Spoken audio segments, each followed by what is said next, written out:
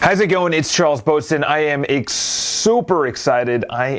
Super excited? What? Anyway, I'm going to be reviewing the best book. I was super excited to get this, and I didn't even know he was writing a book. I had no idea, and then the email came, said, by the way, pre-order my book. So I went on, I pre-ordered, and I got it 2 days later. So I guess when I pre-ordered it, that was actually to order it. So I didn't know he was writing a book. He hasn't written one in probably 20 years, and it is amazing. It's by Tony Robbins, and it's called Money, Master the Game. And he says seven simple steps. Well, it's over 600 pages in tiny font, absolutely the smallest font. Yeah. So it took me, I don't know. So I've been trying to speed read. I've been trying to, go through books faster because, as you can see, I have a huge amount over there. But something like this, I was just amazed at how much I learned. Number one, so what he does is he first goes over like the mindset of money. People don't like talking about money. People don't like talking about wealth. There's a whole movement against it. Occupy Wall Street is against greed, which who's not against greed? But the thing is, when you wrap greed and wealth into the same category, then it's money's looked down upon. And that's what he says. He says in the beginning part of the book, he says, like, you have to have the mindset that money can... Listen, he says he's been broke, and I've heard this before, is that he's been broke, why not be rich? When people say money doesn't buy happiness, neither does being broke. So everyone has struggled, not everyone, like in college and in high school, and even after college, every day I'm thinking about money. How am I going to make money for my business? How am I going to, I have an office rent. I have a regular rent. I have office overhead. I have regular personal overhead. So yeah, money is on my mind a lot. And throughout high school and college, it's never taught to you. It's taught to you in textbooks that were written by people who also read textbooks. Not by people, in most cases, by people that actually went out, made money, invested their own money and other people's money, and made more money. It's like these textbooks do not tell you about personal finance. They tell you 401k, pension. Those years are over. All right? If someone says, I'm just going to work at a job for 40 years, by the way, that sucks. Unless you really, really, really like what you're doing. But to sit and work for 40 years, that's not going to get you happiness. Happiness, and I know I'm off track right now, but happiness comes from producing something and feeling good that you've contributed in a certain way. And he talks about, to build wealth, you have to give value. And it doesn't matter if you're giving value at $35,000 or $40,000, because he talks about someone who is a janitor and he just saved 15 to 20% of his paycheck, every single paycheck, for 20 years. And then he started buying a building, then that building, then he bought another building. And the guy literally died and left his kids, I think, $8 million. And he never made more than like 50 grand or 55,000. How is that possible? So that's what he talks about. He goes, building up wealth, building up your finances and your money. It could be done in any category. You have to pinch the pennies. Is it necessary? If you're making 50,000, you can make 55,000 or 60,000. If you're making 100,000, you can make more. And he goes over, which is amazing, the mindset you need to have behind money and compounding your money. If you spend your money, the book, to be honest, this is probably going to be a long one, but the book goes over compound, which Einstein called the eighth wonder of the world, is compound interest. If you make $1 and then that's reinvested, that's $2. Then that $2 becomes $4. And then the $4, $8, $16, $32, $64, $128. It's like, why would you not want to have that? And what's contrary to that is you build, say you have $1, and then you spend that dollar. You now have $0. But if you put that dollar, and granted, I'm going doubling your money. You know, doubling your money is, you know, it depends on what it is, but it's hopefully every 8 to 10 years you double your investments. Depends on how much money you put in and everything else, and obviously the return. But when you double your money every, say 10 years in investing, you put 100,000, then you have 200,000, then you have 400,000. What is that? You know, 800,000. You know, it gets easier, and it's, someone brings up the analogy when you're pumping water is that you sit there and you're just pumping and pumping and pumping and pumping, and then out of nowhere it just starts flowing. And it just starts flowing. And it's the same thing, is that once you start hitting, say 400,000, then you're like, then it exponentially grows from there. When, like what I just started investing myself based on this book. So number one is, he talks about index funds. Index funds, okay, let's go back. I've been sold a book of goods. I used to work for a mutual fund company. I had no idea, and maybe I look like an idiot. I have no idea. Maybe everybody in the world knows this, and it wasn't necessary to write a 630-page book about money in size 10 font. But when you invest in mutual funds, the amount of money that you're actually retaining is minus their fees. So they'll say, well, my fund went up 10% year over year. Their fees are probably 4%. And for me, I have a financial advisor that's another 1% coming out of my gains. So say it's 8% that year or 6%, yeah, minus the fees. So you're actually at 3% or 3.5%, and that's coming. So the charts in the book, he has an amazing amount of charts and knowledge and actual examples, but they'll say, oh, if you invest $100, it'll go like this. But that's not that's based on their return. That's not based on minusing the fees. The normal return is like this. You're like this because you're having all of your fees taken out.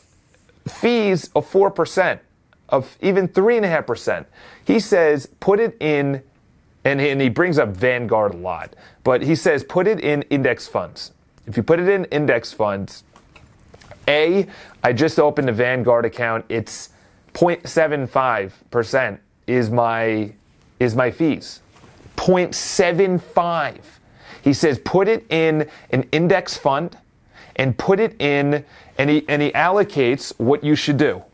It's amazing. He talks about Ray Dalio, and Ray Dalio is the co-founder with a guy that my brother actually went to school with. Ray Dalio, I think he's, this is going to be bad. I know you guys are screaming at me. How do you not know where he's from? I don't know. I know his biography's here. He has $140 billion, oh, here he is. $140 billion hedge fund. Bridgewater Associates. God, that's embarrassing that I forgot that. But he goes over, Ray Dalio, this is what he does. He has a pie chart, and he says, put 7.5% in commodities, put 7.5% in gold, put 30% in stock, 15% in intermediate U.S. bonds, and 40% in long-term U.S. bonds. And it's like, this is exactly what Ray Dalio has done. Ray Dalio has $140 billion. He's the top, I'm assuming the top, like who would be above $140 billion hedge fund? He hasn't collected money in over 10 years because he said you can't move through positions in the market with $140 billion. Like he has, if he continues building his initial investments that he was asking for, you needed investable assets of, I think, $10 billion and an initial investment of $100 million. So it just shows the wealth of these guys. But in here, he says, if you invest in index funds and you have it, what I just said, which is 7.5% gold in commodities, 7.5 in gold, 7.5 in commodities, stock, intermediate, and long-term bonds. If you do that, he said you would be up 30% or more since 2008, year over year. You invest $100, 30%, then another 30%, and then another 30%. So that, and then the other one, which is really interesting, is when you invest in stock, your risk is tremendous. And he goes over a percentage, and the percentage is essentially, I don't have it in front of me right now, but oh, here you go. This is amazing as well. So David Swensen, I forgot who he is. He manages Yale's $24 billion portfolio. Yeah, I would say that's pretty big. $24 billion for Yale. Oh my gosh, that's amazing. So he says he weighs his portfolio. So he has 4 categories: risk, growth, security, and he says 20% in domestic stock. And by the way, these are investment or index funds. So when you open a Vanguard account, you have 20% in domestic stock, 20% in international stock, 10% in emerging markets, 20% in REITs, real estate investment trusts, and 15% in U.S. Treasuries, and 15% in Treasury inflated protected securities, also known as TIPS, inflation protected securities. So I got to actually put a bookmark on that. But those 2 investments, if you do those 2 investments, you don't need a financial advisor. You know, it sounds bad because I have an financial advisor and he's a good friend. But when you look at how much mutual funds take out, how much an investment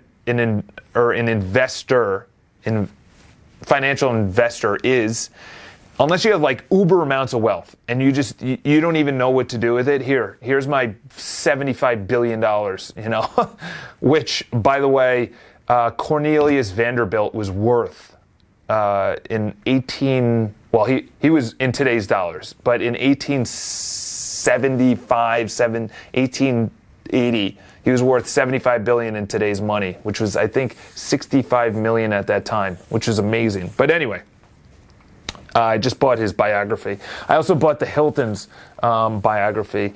Looking forward to that. So if you follow those 2 principles, which is open everything in an index fund. You have international index funds. Then you have domestic index funds. Then you have, and I'm assuming so. Listen, I still have to do my research. But based on the book, I was sold a book of goods, no pun intended, that I need to put it in mutual funds and I need to put it in, it's a lie. Mutual funds are a lie. And I need to put it in a 401k and just let it sit there. He says you have to allocate your assets at least once a year. If you see this is going really well, take it out and put it into the one that's not performing, because he says that's what happens. Buy, sell, what does Warren Buffett say? He always sells when people are bullish and he buys when people are whatever the other one is, bullish and bearish. Bearish, I guess you can call it that. But either way, the book is amazing. It should be a standard reading. I've highlighted in the book, and I'm definitely going to go back. This one is going to stay on my list. This is an instant classic. And then he interviews literally the wealthiest people in the world. You're talking about obviously Swensen, Dalio, Buffett, Carl Icahn. Whoever else, I think maybe, I don't even know. Whoever else. It doesn't really matter. I breezed through the interviews because it wasn't as good as the material. And then the other, he talks about your mindset about giving back and how that is where the gratitude is. You have to have a mindset where you're not tied to the money, but because he was talking about a billionaire, I think he was in Spain. He killed himself because he found out he wasn't the richest person in Spain. or whatever country he came from. He killed himself. He was worth billions of dollars, tens of billions, I think $7 or $10 billion. And he killed himself because he found out he wasn't the richest person in the world. Are you kidding me? That's crazy. Or not the richest person in the world, the richest person in Spain. So if you tie it to the money, you're obviously not going to be happy. But if you tie it to what you want to do in life, I always go to Elon Musk, the guy that started Tesla. He started SpaceX. He's the only person to have 3 companies that he started that are worth $1 billion or more. Tesla, SpaceX, and Solar something, his solar panel company. Unbelievable. The guy's, I think, 47 or 48.